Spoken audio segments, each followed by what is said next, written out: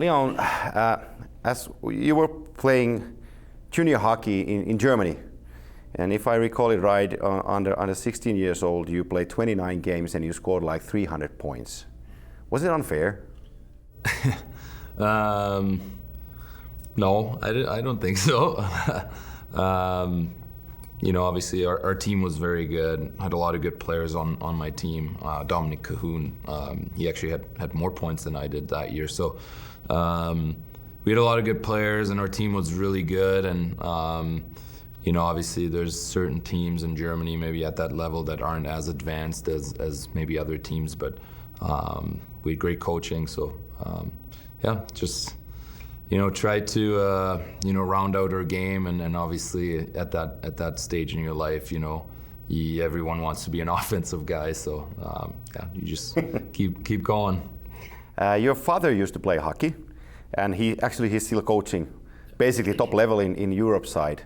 Has he ever been your coach? He's never been my coach, but just in terms of hockey people that are the closest to me, obviously he's number one. Yeah.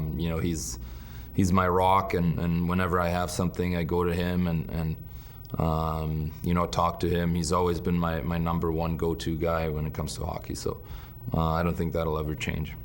Well, you came over the bond as a young kid with 16 or 17? 16. Yeah. What was behind that decision?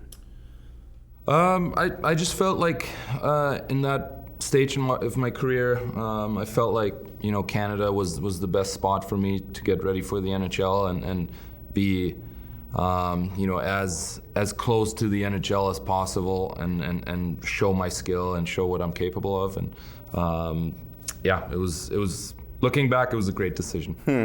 Well, starting in the NHL, you played like 30 games in the first season when you came in. If you remember that time with NHL hockey, how much has it changed? Yeah, even from then it has changed a lot. I feel like it's gotten so much faster and so much more skilled. It seems like every fourth line nowadays, they can check, they can play, they can make score. Plays, they can score. Like it's crazy how much it has changed, and time flies. But I think hockey is at a great spot right now. How much has changed the training of hockey during that time? For me personally, maybe a little bit, but not crazy. But I'm sure if you go further back, in the 90s or even early 2000s, heavy lifts. Yeah, I'm sure it is. They would tell you that it certainly has changed a lot. Yeah. Well, playing in Edmonton, looking at the history of the Oilers, there's Wayne, there is Jari Kurri, there is Paul Coffey, there is Esa Tikkanen, there is those Stanley Cups. Yeah. Is it a pressure as a top player for the Oilers, or is it something you look proud as an Oiler player in the history? Yeah, I think it's a little bit of both. I think the people in Edmonton, they're used to success, even though we had obviously times or a long time where it wasn't going so well in our organization. But we're back to having that pressure on us, and that's a privilege, right? Yeah, we all want that. We want to play for a Stanley Cup. We want to be a competitive team, and I think more so than anything, us as a team, we put that pressure on ourselves to be good and compete for a Stanley Cup. So I think it's a little bit of both. Very proud to wear the logo that so many greats have worn and so many great times in Edmonton, but obviously we want to be the team that brings that back. With arguably the two best players in the hockey world plays in the same team, how do you see Conor on and off the ice? He's a very calm guy. He's obviously so driven. He's so focused on what he does, and he never gets enough credit for how hard he works at himself, on and off the ice. He's the hardest working guy I've ever played with in all aspects, and a lot of people obviously don't see that. I'm lucky enough to get to see that every day and learn from him, and it's pretty incredible. I think that him and we've learned so much from each other over the 9-10 years that we've been together. So, we're great friends. I love him, and so much to learn from him over the years.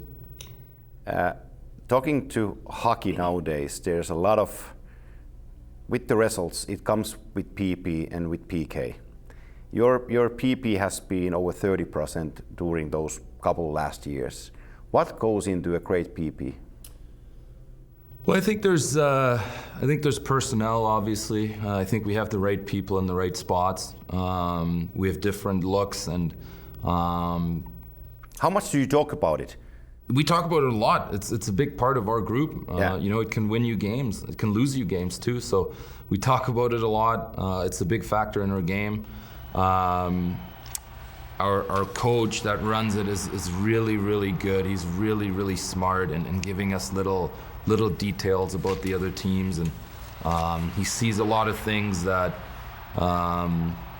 maybe some other coaches or some people don't quite see, and he reacts like that to it. So he gives us everything we need to be successful. 128 points last season. Where's the limit of points for you? I don't know. I'm not overly worried about my points. My points will come. Yeah. They will fall into place. But we've all, Conor and I have both had the privilege to have won awards, individual awards. But I know it's a cliche, but we're at a stage in our career where it's not about that anymore. It's about winning a Stanley Cup. It's the only thing left to do for us, and our goal is obviously to do it in Edmonton. I have 2 questions left. I asked this one a year ago from Conor. How hard is winning? It's very hard. It's really, really hard. We were a really, really good team the last 2 years, really good, and both times we lost to the Stanley Cup champions, right? So it's hard to win. There's 16 teams at the end of the regular season that are trying to go for the same thing, and you saw it this year with Florida. Yeah. No one gave them a chance, and they're a good team. They can win. They have a chance. So really hard to win, but we're trying to get to that point. Last one. What does Leon Draisaitl expect from Leon Draisaitl? Just consistency. Round out my game. Continue to improve my game over the season. Get better at little things, and just do whatever I do to help our team, be as successful as possible.